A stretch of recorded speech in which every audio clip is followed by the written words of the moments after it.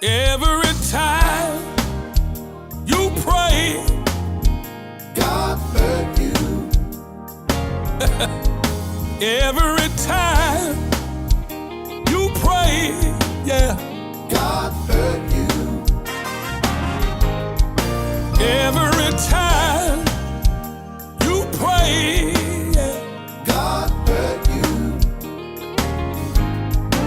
when you fall on your knees, you cry, Lord, have mercy, please.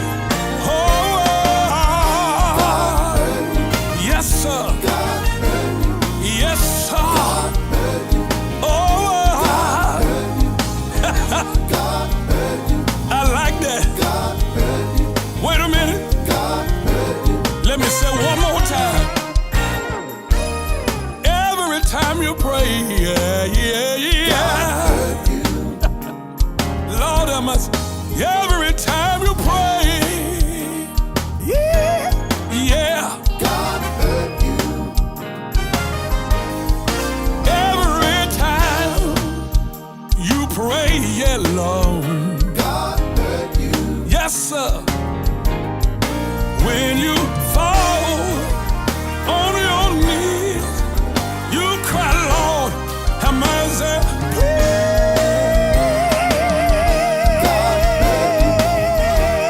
oh yeah, God heard me. God heard you. Thank you, Jesus. God heard you. I'm glad about it. God heard you. God heard you. I'm glad about it. Heard you. Oh yeah.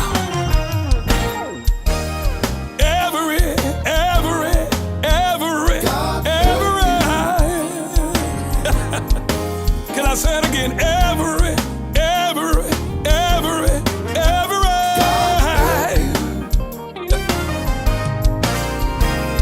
Lord have mercy. Y'all know I'm telling the truth. God heard you. Yes, he did. This is what I want you to know. Don't you quit. Keep on lifting up your God's name.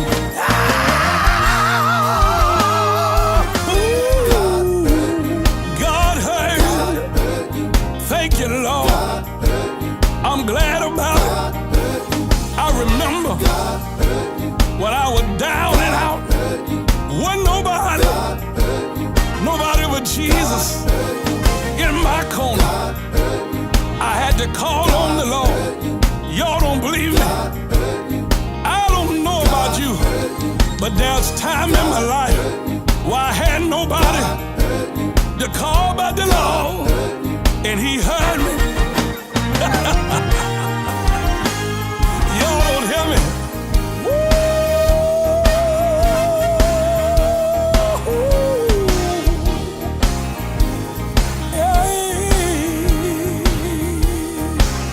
That's all I'm saying. Don't give up on your prayer. Keep on doing. This is what I learned to do all of my life. All of my life. I keep on praying through the trials. Keep on praying through the heartaches. Keep on praying through all troubles. I don't know about you, but have you ever felt like you didn't have nobody to talk to? Well, I'm here to tell you.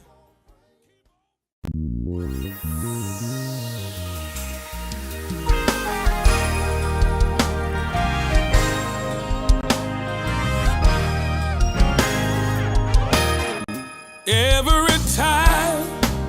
To everyone that is watching this live on Facebook, and also please share this video out. I have a special guest this afternoon all the way from Anniston, Alabama. They're going to share some information with us, and I've been trying to interview this young man. I'm gonna call him a young man. He's a little older than I am. Is that right? But he's not too much older than I am. I wanted to been trying to get him for quite some time for this interview. So before we started the interview, I want him to introduce himself, and then we'll start. Use your hand, Pastor Ben. It's good to be here with you today. Yes. I'm Ben Little, the pastor of Refuge Full Gospel Methodist Church in Anniston, Alabama, by way of from Hemingway, South Carolina, about 40 miles from Myrtle Beach. Okay. I try to head there tomorrow, get them to track a little while. Okay. 3 acres, man, air it out a little bit and do some other things there. But we're glad to be here today with you also. It's always a pleasure being with you. Yes.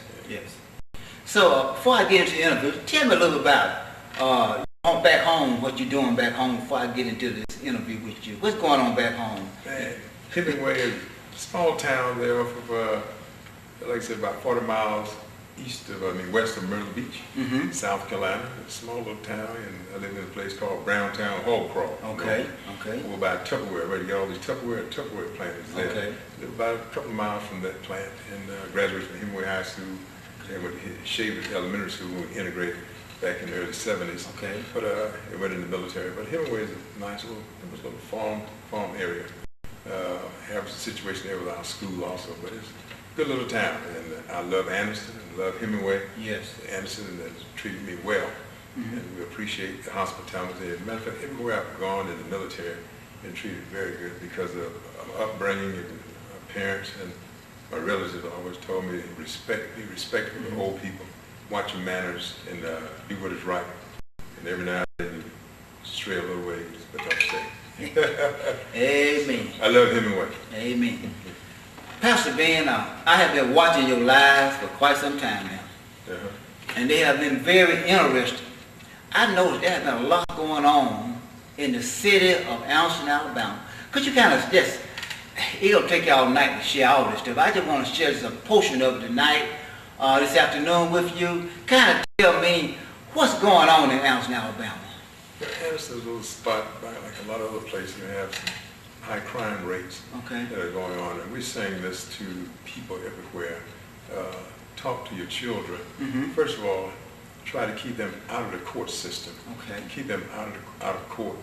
Because once you get in that system, this is where the people want to get your children into the court system and make them take away their voting rights, and they have to fight hard to get them back. A lot of people don't want you to vote in the first place. But Anniston is still being Anniston. We have major corruption going on in a lot of areas, and we are fighting those things repeatedly each and every day, pretty much. And I want to say this, everyone listening today, you go to church tomorrow, talk with your pastor, what is happening, I think, in our community. Well, it used to be in Anniston, we had a lot of preachers and pastors that lived in Anniston. Okay. That was concerned with Anniston. Reverend Nettles, Reverend Reynolds, Reverend Stringer, Reverend Scales, Reverend Smitterman, I should have started naming folks, but anyhow, and the people know what I'm talking about, but they lived there. And now what you have in that community is preachers coming in pretty much on Sundays. Okay. And getting paid and then leaving on Sundays. And really leaving a void. And the ones that are there not really active in the community for their people. And I think what should be happening is that a coalition should be formed. Okay. That preachers visit that courtroom. It will make an enormous difference on the way you have in the courtroom that's being treated very, very unfairly. We have been battling it out with judges, judicial system there, but let me say this also. We battle it out with these judges. We have some good ones and some bad ones. I mean, I was in court the other day. A young lady called me from out of town. They had a warrant on her, and she was working and didn't know that she was supposed to be in court when they had court that day in October. And so I went over to the court and spoke with the judge, and it was no problem, just going and talk. We joked around a little bit, and that judge, the district attorney, sort of prosecuted me wrongfully, I might say, but we battled it out, but you can't stay mad always. That's right, right. But then you have to create a relationship that you can go and talk with them to help our children out. Okay. We have a major problem there, and sometimes the police are doing some wrong things, and our kids acting or reacting to what they're doing a little differently than we normally do. So that problem is going on. But we're asking the people to talk with your pastors. See, pastoring is not about not just only on Sunday morning. That's correct. Coming in the pulpit and blowing and sweating and snotting and talking about how powerful the Lord is and getting the money. And on Monday morning, you got your money in a cheese hole somewhere, a rat hole of cheese, and wait till the next Sunday to come out again. And I'm not talking about pastors and anything like that of that nature. I'm just talking about what I'm talking about. That's right. But it's real. And then there are people who are coming to myself and Mr. Ray, the NAACP individual, and we're having to deal with the matters, at hand. Yes. And then again, all pastors are not the one for the front line. That's correct. But and some of them are the prayer warriors. It's about like Gideon. It was 32,000 on the initial call. And God said, you don't need all of them. A lot of, who wants to go home? 22,000 went back at that time, leaving 10. And it really only took 300 people. That's all they used, Gideon used to do the job that God wanted them to do. But you should have a coalition. And what else is happening in Anniston is our school system. Attorney Thomas sent me the other day where Anniston High School is on the failing list. With all the people that's leaving Anniston and going to do great things, I don't see how they be on the failing list. That I think a question is who shall lead those reports also. Okay. And the city itself, the council, are refusing to give the money, the funding to the school system that they're supposed to be getting. That when I was on the council, we approved a 1% tax, and 25% of that's supposed to go to the school, 25% to firemen and police, and 20, different places, general fund and things of that nature. Then we approved a 1% tax of all new businesses coming into Anniston. Councilman Reddick and I pushed that, and we got it through. But I think the business coming in was doing pretty good, and they're refusing to give the people the tax, giving the money they're supposed to be given. They want to put a string on it. So now, you got to tell us what are you going to do with the money and be accountable. Well, the council is very unaccountable for what they're doing now, and no ideals or new ideals and improving the quality of life, probably, especially in West Anniston and South Anniston. And what we're saying is, get off your do-nothing and give the school system the funding. But I was happy the other day the school system and the school board and the council met in the school, Mr. Houston, the president of the school board, and Dr. Hill, the superintendent. They really took them to task. And in the school, the mayor, they know what we passed. There was no strings attached when we passed the money, the funding that go into the school.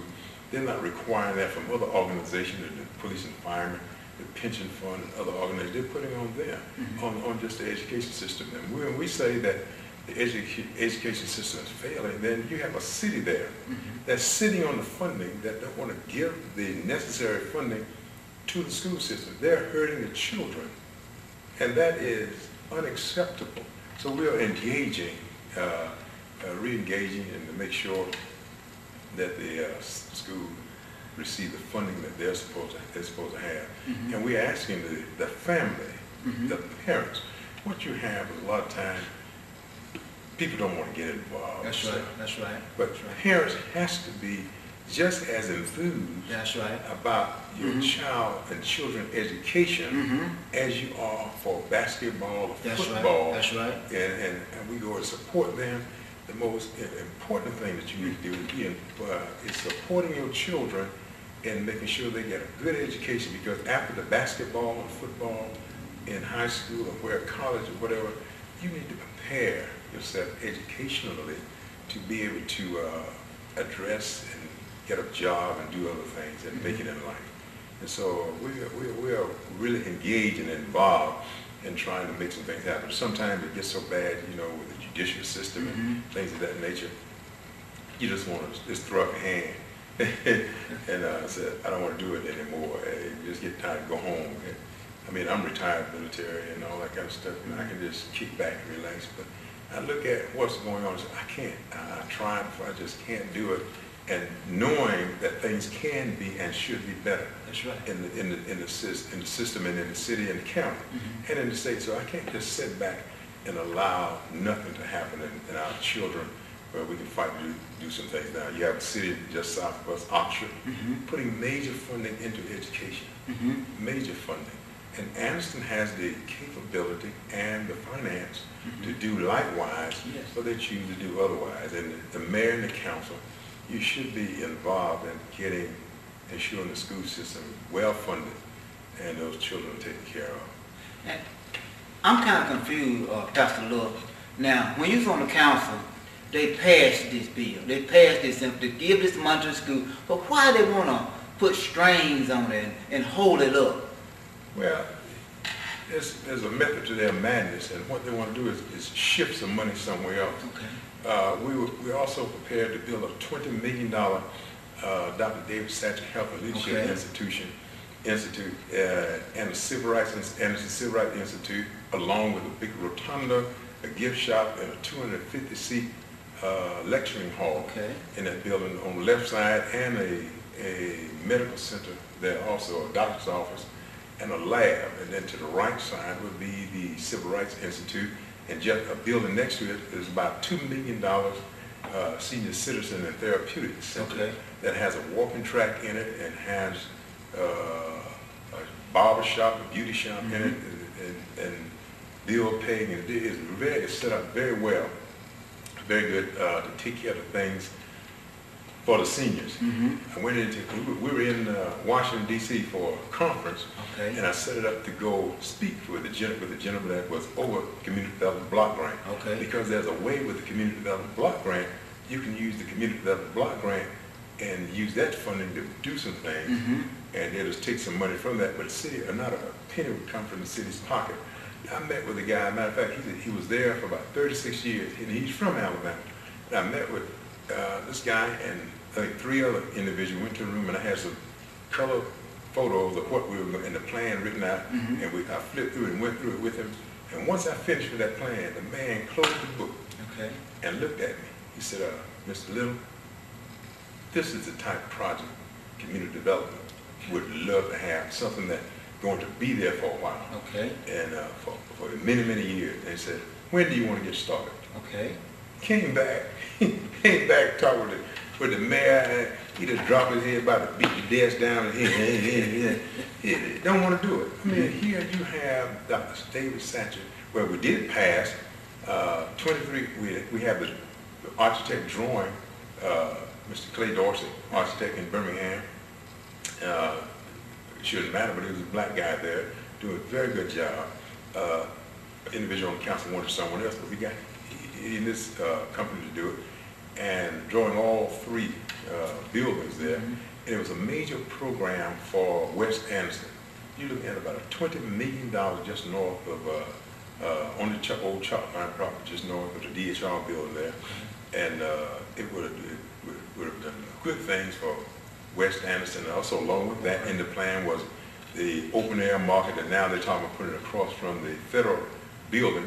They want to put $800,000 into that thing. And you can build a mini mart and the open air mart, farmers mart over there behind General Jackson's barber shop there on 15th Street that we were ready to do. And when Councilman Reddick and I came off the council, that year we left $250,000 in the budget to continue that project. We also left a $300,000 remodeling plan for Glen Eddy Community Center to do things for the homeless in that community. And this new council came on, people came out, and they just threw that out the window. Now they want to push Dr. Satcher building into the community center over there in the woods somewhere. Dr. Satcher was the Surgeon General, and from our community, from Central City there around Anderson. And I think it's a travesty with all the remarkable things that he has done and is doing now, that we're going to try to relegate him back into a hole somewhere, and we will put that thing where we have it with the new building, because it's going to happen. We're intending to build that center, a brand new building for him. If I have to run for mayor, get back on the council again, and to push it, and to make it, keep it for the people, because the people in Anderson want a nice place for people to come in. I think what they really have a problem with, if we build that building, you have the Anderson Museum of Natural History, the Birmingham Museum of Guns, and the city built both of them. Okay. And I think what they're really concerned with, if you build that building will surpass the visiting for people within, I think, within a year's time. Okay. No more than 2 years, it will surpass it. But it shouldn't be about competition. It's about bringing people into Anderson and to seeing Anderson. When you have that museum will only augment the other museum, and the other museum will augment that museum. It's a tourist attraction coming into Anderson. You know, so we intend to make that happen. We have a committee that's working on that and making those things happen. You know what? I have been listening to you and watching you for quite some time. Matter of fact, I met you some years ago, and I want to share with this audience where I met you at. We was in Mobile, Alabama. Oh, Lord. When I met you at the Alabama League of Municipality Convention. When I met you, I'll never forget that. And you know, we joked about certain things, we joked about, but we became friends. That's And right. we've been friends for many years now. Exactly. And you have been outspoken. You have been a voice for Anderson, not just your district, but you've been a voice for the city of Anderson. Okay. And sometimes there are some citizens and others don't understand that how the stand that you take sometimes. But you're taking a stand for the betterment of the citizens in Anderson, Alabama. And sometimes we don't look at it. We think sometimes that you are a troublemaker, but you are just trying to make things better for the people in the city of Anderson, Alabama.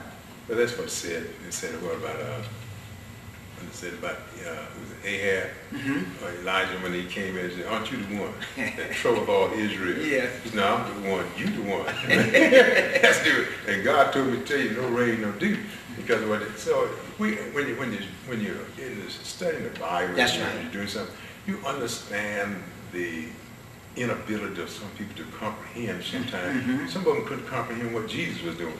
When he was feeding the 5,000 men beside women and children right there in front of their faces, healing the sick, giving sight to the blind, making a lame man walk, a dumb man talk, and they still killed him because he killed him, sent those hogs off the side of that mountain. And that he was there running the times that man done killed them hogs, all them pig feet gone.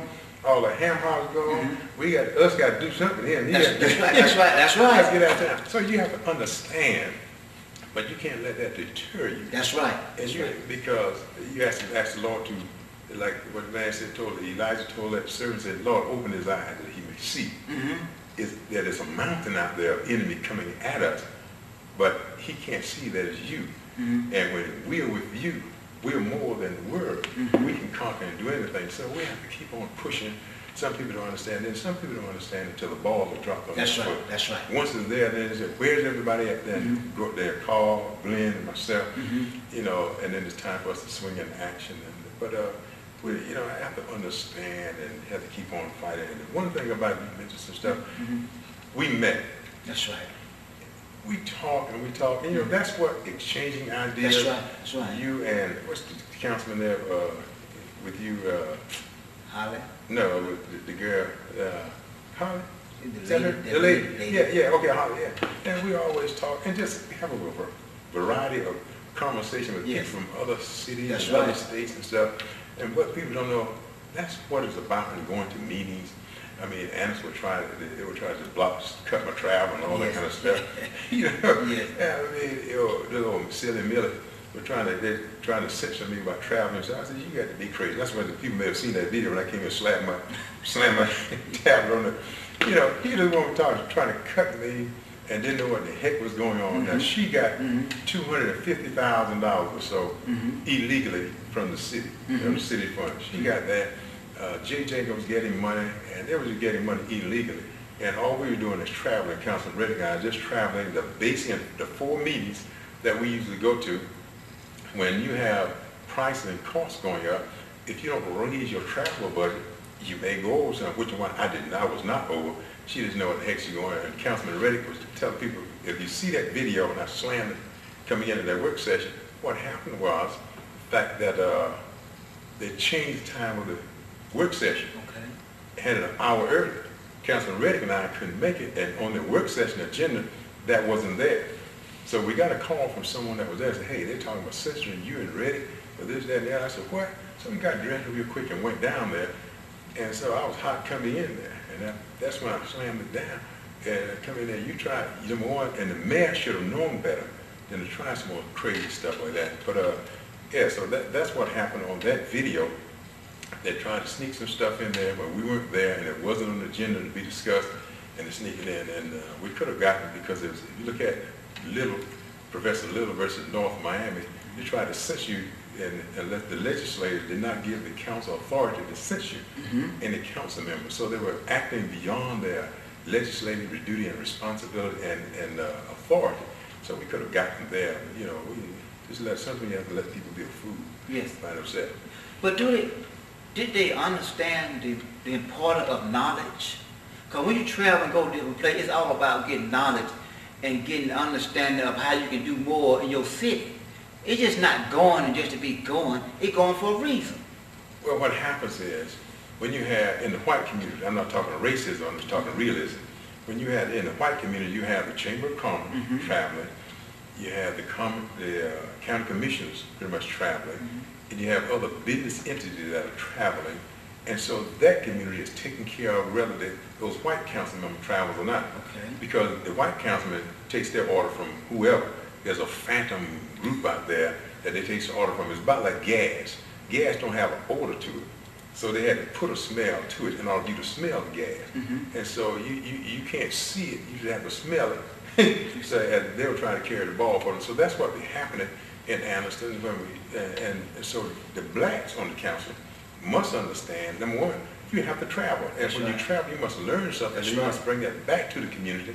And you must be able to articulate and participate and push for the improvement of the quality of life in your community, in which we're in. And that's what we do. Councilman Reddick and I was doing.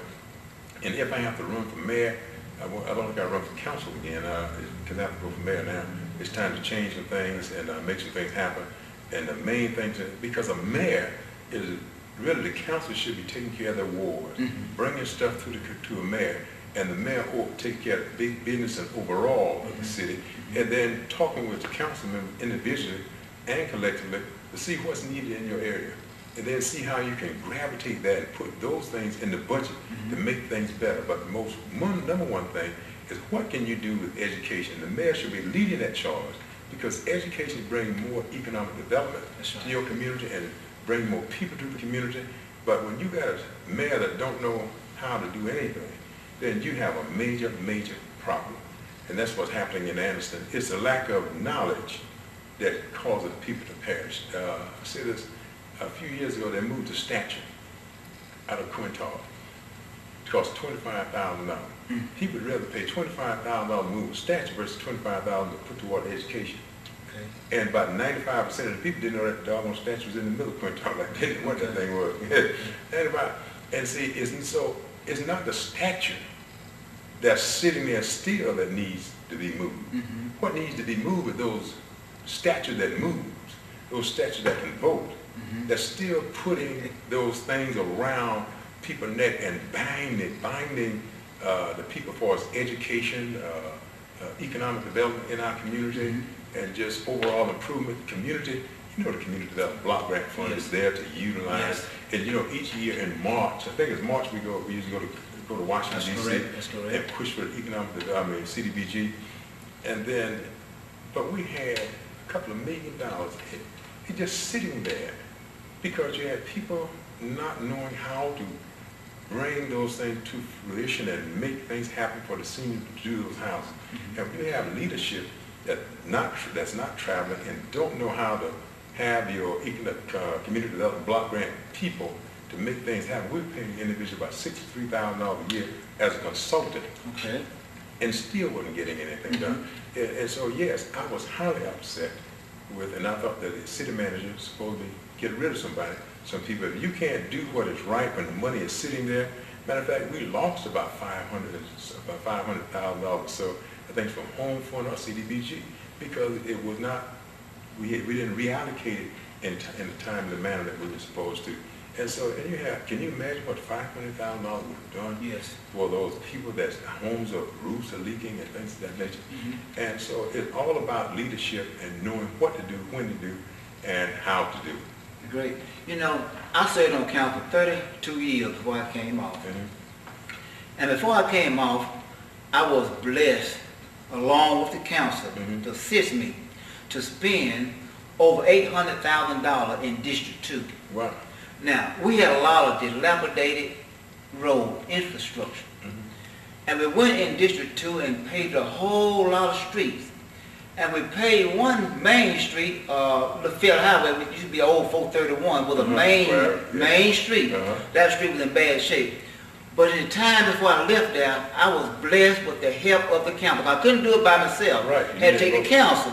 And all of them went along with it. They seen the necessity that road need to be paved. And then we got some grant money, some more grant money. And went into District 2 and paved a lot of streets. So I was blessed to be able to spend over $800,000 in District 2 before I came out of office. And that's what we're there for, is to help our people. You know, watching the council from Roanoke when we were traveling, your people mostly would travel. Yes. You all were at the meetings. Yes. Our people are just pretty much with David and myself, or back there with Herbert and myself, going. The white councilmen, they wouldn't go. And I think it was, and when you have a council that understand, when you travel, you know what's going on. That's you right. hear what is happening in other cities and stuff. I mean, we just sit around and joke. And I remember we had the Black Caucus there in Dallas, and we would sit around and table. You know, I would hang out with the Republicans, you know. Yes. And so and so we were sitting at the table, and we had the Black Caucus, man. Yes. And so I said, man, you got a lot of nerve, you know. So we said, we joking around the table. So these guys, I don't know where those guys are from, man. We just sitting around here. Ben, you hang with the Republicans? Yeah. He said, man, a mind is a terrible thing to waste. You know, but, you know, joking around and stuff, you know, things and that. I was at one place, man, in individual. I said, man, so where you from? I said, I'm from Hemingway, South Carolina. He said, Hemingway, South Carolina? He said, man, you from Plum Nelly. I said, Plum Nelly? He said, yeah, you plumb in the country and Nelly out of sight. But, you know, it's about cooperation. That's and right. Getting, and you getting ideas That's right. for other people when you travel. I watch you all and other cities and other council members sitting together, eating together, talking together, and that's the relationship that a mayor is supposed to gather the people together in order to deal with the things that presented that is in the that's happening in the city and things of that nature. That's what happened. One other thing that we dealt with in Calhoun County, it was about the district attorney. And see, we talking about these things, but these are things that we have to confront in Anniston. And when you have corruption in elected official and doing some things that the council will get back to that. The council, they increased garbage fee from $12 to $20 and not picking up trash on the side of the road. And so they know how to impute fines and fees on the citizen, but don't know how to go out and pick the garbage and pick the trash up. You know, it's just pathetic. But we had the district attorney and the mayor concocted, and a few other people concocted some idea and some funding, $478,000. $478,000.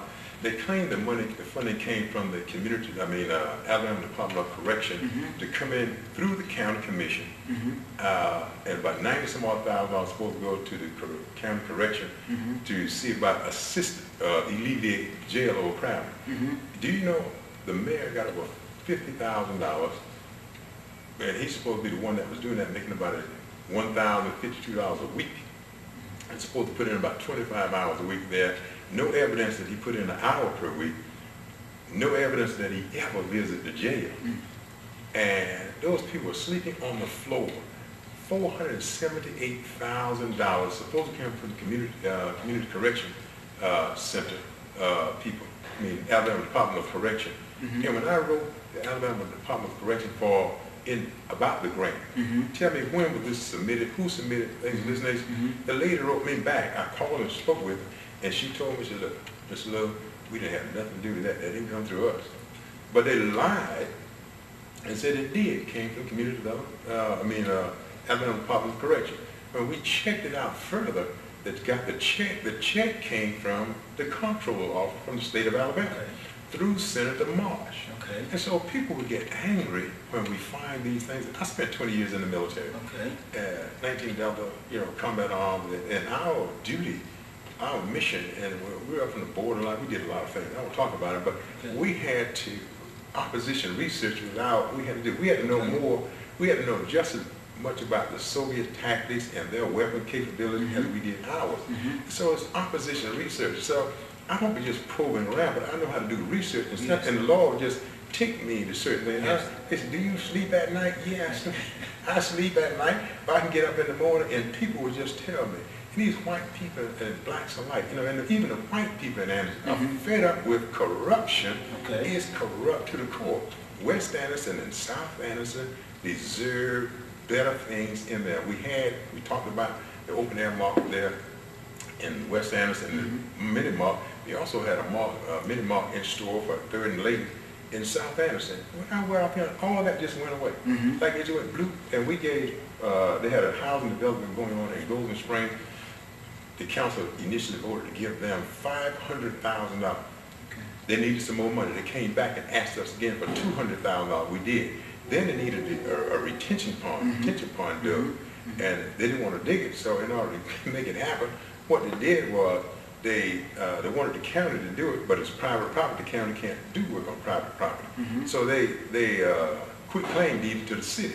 Okay. With the understanding once the county dig the pond, the city would quit claim deed it back to them. Okay. Now that sure sounds funky to me. It seemed like we participated in something willfully misdoing. You know it's not legal to do it. So you give it to the city just to get it done, then the city give it back to you. It seemed like some conspiracy. So I didn't mind helping people, and that's the thing. Well, it was going to bring in about $8 million that we put into the project. So doing that, I didn't mind doing it. So I asked the city attorney, I said, this seems a little funky to me. Is this okay? You sure? Oh, yeah. And I went along with it. It just didn't seem right. So it seemed like they got an itchy feeling, like some need. But what I'm saying is, you do things in that community. That's right. You should do things back in West Anderson and South Anderson, because the chain is only as strong as the weakest link. And when you got a representative on the council, different area in the city, that council should stand firm and challenge anything that they're going to go against his district. It's not going to help him. He should stand up and stand tall against that. But not only what they're doing now, it's right on the corner of, I think 11th and North, in the northwest corner. I think there used to be a 10-cent store or something there. And there's a little parking area right there, where they want to put about $400,000 into a little park right there. Okay. Now, let me tell you why they want to do that. They want to do that because they say homeless people going to Zen Park. Oh, okay. Right up, but a block up. They say homeless people in there. So you have people that don't want to go down there. So they're trying to create another place for certain. I'm just talking about to create another place for certain people to hang out. And I said, as soon as they get it, number one, they should not build it. But as soon as they get it built, the homeless people should move right there and camp out. Okay. We're gonna bring a field. We're gonna bring a field right there and camp out right in that place, because they have a nice park there, but they're not doing anything. That, like I said, we shore up West Anderson and South Anderson to make some things happen. But I talked about that $478,000. I said we found out it came from Senator Marsh, that came into there, and I asked the county, okay, what happened to the other money? They don't know what happened to the money. Oh, we just put it in there to help the jail. Well, the sheriff said he didn't know anything about that. Nobody told him anything about it. And then we asked, who hired Jack Draper to do the number one? That Jack Draper was the mayor. His job as mayor is to reduce the jail population. Okay. And we asked Jack, who hired Jack Draper? He's just like magic, a ghost. And Noah, the district attorney, said the board hired him. And at the time, I spoke with the presiding judge, Brian Howard, at the time. He said the board didn't hire him. And then now the presiding judge Turner and the board, the board members said they didn't vote to hire Jack Draper. The presiding judge said the board didn't hire Jack Draper. He said, how that guy was hired? And so I asked for a public record request, couldn't get it. Had to sue him. Had to sue the district attorney for public. Why is it a citizen have to sue the district attorney and knowing it's the basic and fundamental right to get the public record. They said that on President Trump, they raided that place down because that stuff belonged to the public. Okay, this is just public records. Why can't the district attorney give that to the public for us to see the minutes and who hired Jack Draper? Because the rest of the people said who he said to hire this, they didn't do it. And but anyhow, they're misappropriating funds. That's $478,000. And let me tell you what happens. What is happening when you have innocent people? Some innocent people are being tried. The district attorney are trying innocent people.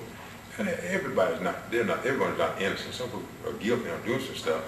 But all these people they have in jail and on the floor can be out of jail because of the minor things that they're in there for. And like I said, the mayor's job is try to decrease the jail population.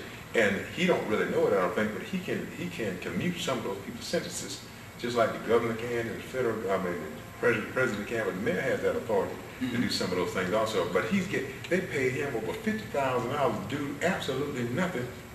He can't give accountability that he visited the jail one time. Okay. You know, and so these kind of things. So when people hear us doing it, it don't give me any thrill to come out and talk about the city and hear things out. But these are some must things that are happening.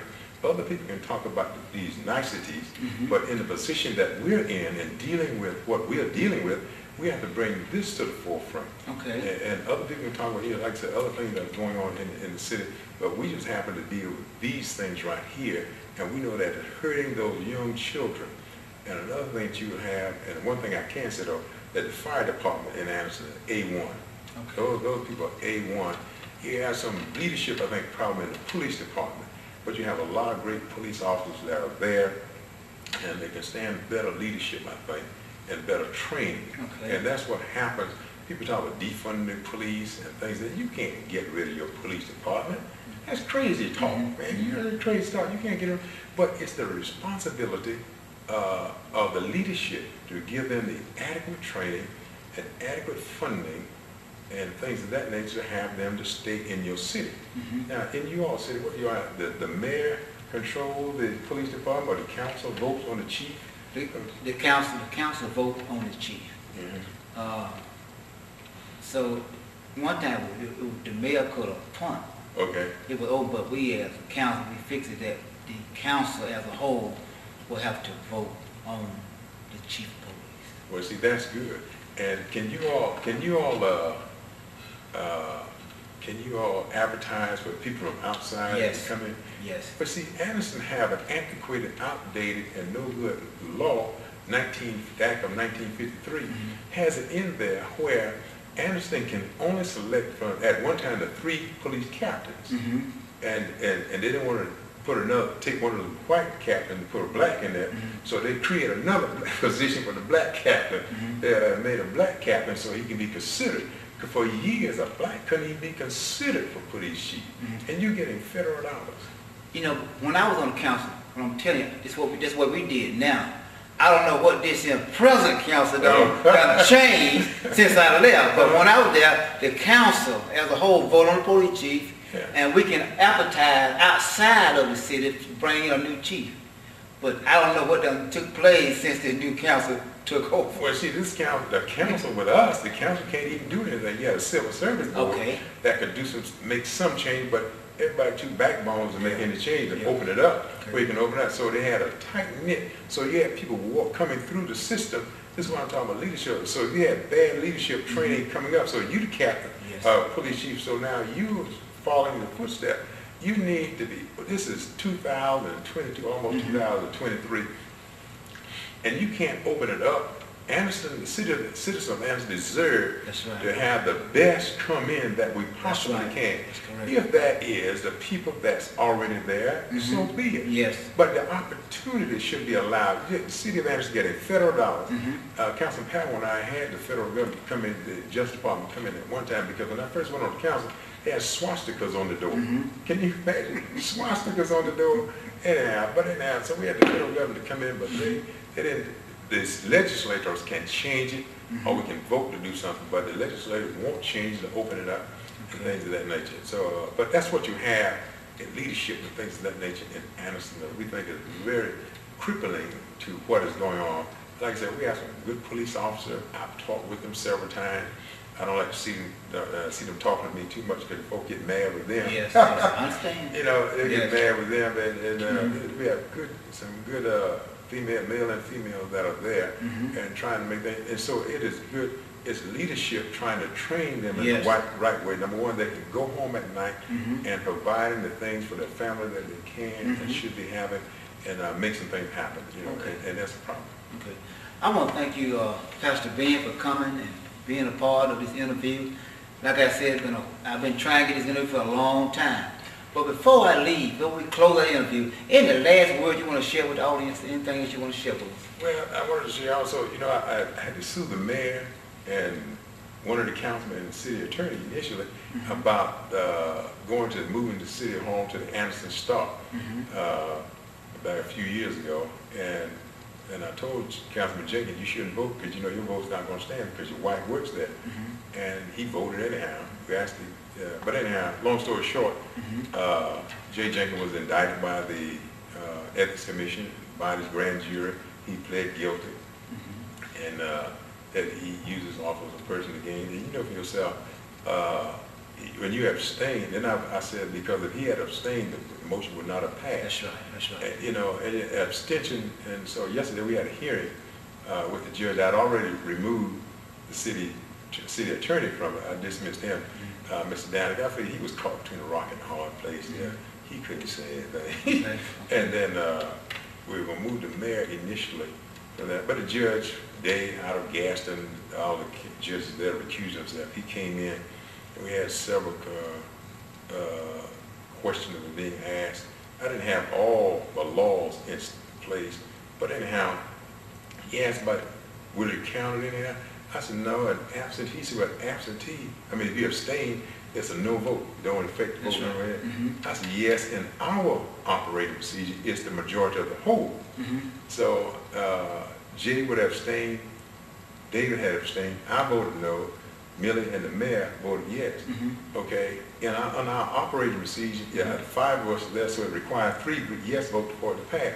It did not pass, and that's what Robert Rules of Order said. And that's what we're going by. But the judge, he tried to say, well, it would have passed anyhow. But anyhow, long story short, we're waiting on his ruling now. But I don't think that should have been a ruling, because I don't really think there was a hearing the other day. Because yesterday, apparently, the way it was carried out, we'll have to see.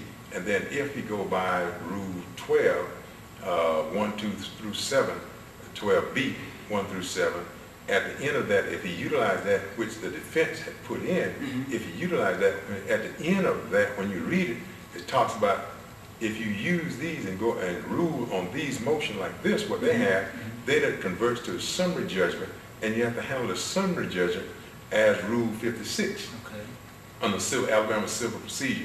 And then Rule 56 said, then it has to be another hearing where you present more evidence to see if I would have enough evidence to go to trial and prevail.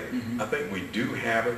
We have that. I want to see what his ruling is going to be, what he's going to be saying, and before we can, do anything else. But I would just like to say too, thank you for the opportunity to come in and share with the people. I watch you sometimes on the interviews, but again, an audience out there, whenever you go out and tomorrow, you just look around and tell your pastor to be more visible in the community. You have the AMEs, you have the Baptist, the CME, AME Zion. What a powerful force. I want to tell you something. When men and women dress up and go stand on the courthouse steps. That's right. And say, hey, look, Judge, enough is enough. And then preachers should have a relationship with the judges. When your people get in trouble sometimes, low-level trouble, they get in and do something big and crazy, they have to go through trial. But a lot of times, the pastors can go in and talk with those judges. Like I said the other day, I battle here with these judges a lot of times, but at the same time, I can go in and chat with them. And that's the way things are. And so we want to get out and go do something in life. And one thing I say before I close, that they respect a person. They look them eye to eye and stand firm. They don't respect a coward person. No. They respect the person that stands up. Look, I was in a restaurant, Betty's there in Annis the other night eating, and I didn't have a suit on. So I was eating. You never know who's watching. You know, I'm eating. So an elderly white lady came up to me with a cane. And she said, "This is the first time I ever seen you without a suit on." I said, you know, but I said, "Yeah, I do get unsuited sometimes." And she said, "When you came in the door," I said, "Wow, I've never seen him without a suit." Yeah. You know, but people watches us and doing different things. I try to do the best I can and try to help whoever I can. Some people say, you know, about voting. I say, some people get mad about this. I told some people, because we see so many things happening in Anniston, when you accuse somebody falsely, and they make that family, hurt that family, I won't call their name, put $10 million on such an individual and said they did this, that, and come to find out the individual didn't do it, someone else did it, and that family went through all kinds of stuff, and I said, it was Trump, and I said, if you say it's okay if somebody to lie and put $10 million against them and cause their family and people harsh, and they're doing it here on you, then I said, because what people are saying to you is, see what we're doing to that man right there, you can bet what we're going to do to you. And that's what's happening down here. They're charging people falsely, and what they do, they charge you, and you have to pay the money to defend yourself. Okay. And you have an Alabama prisoner crowded now. We were in Montgomery a few weeks ago marching and trying to get some relief on those people that's in prison. We have so many prisoners that can get out on low-level crime and be helpful to their family.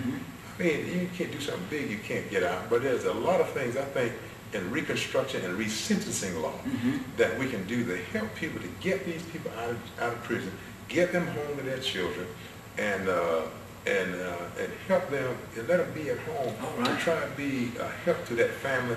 And it happens to a lot of the black families and a lot of the whites too, because a lot of white people down there where their kids and their family went into prison alive and healthy and come out dead and things of that nature. So we have some things that we must do, I think, and it takes the churches.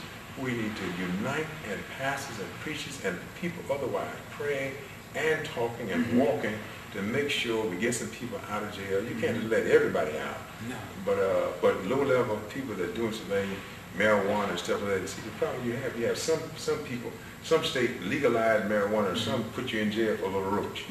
So people are a little confused. So I'm not advocating legalizing marijuana because that's something else.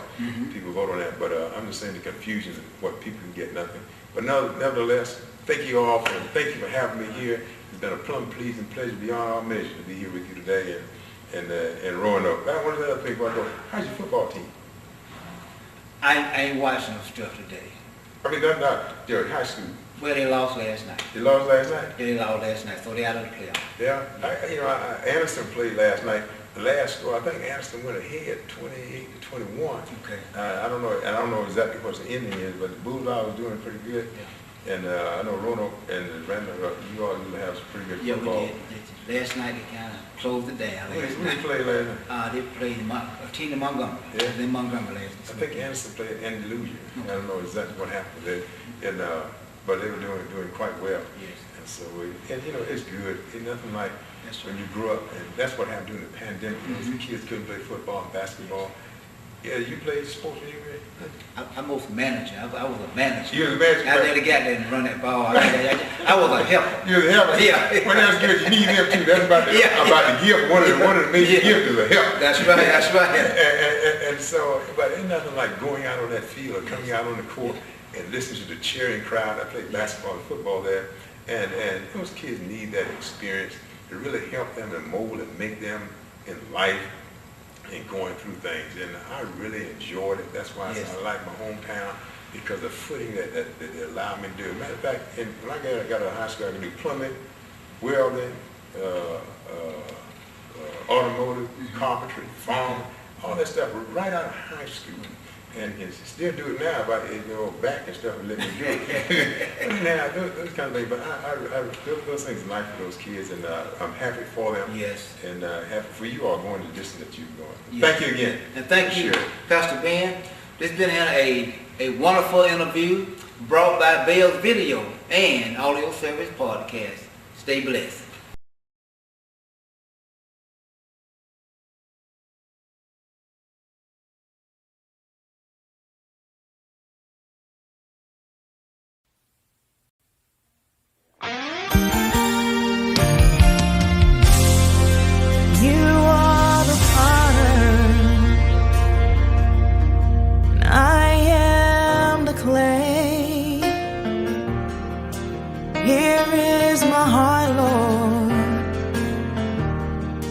just have your way. You are the potter, I am the clay. I give you my heart, Lord, just have your way.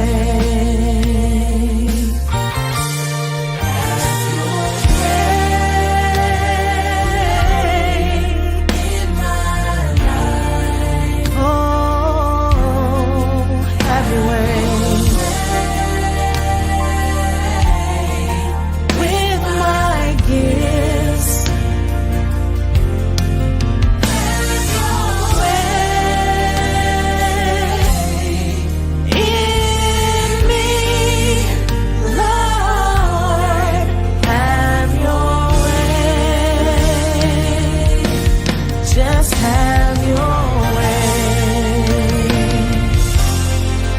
You are the potter. You are the potter. And I am the clay. Take all the pieces inside of my brokenness. You are the potter.